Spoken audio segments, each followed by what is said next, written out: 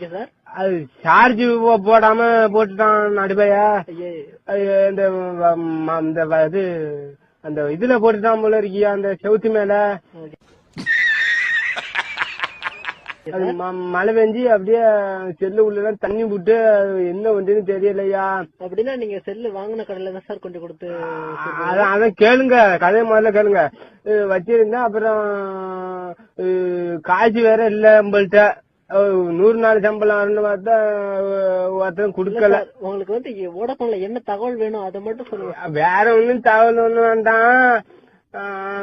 சின்ன மாட்டு பிள்ளைக்கு கல்யாணம் வச்சிருக்க வந்துருங்க சார். நீங்க அதெல்லாம் சொல்லக்கூடாது சார். நீங்க உங்களுக்கு சிம்முக்கு எந்த இது வேணும்னாலும் நீங்க கேட்டுக்கலாம் சார்.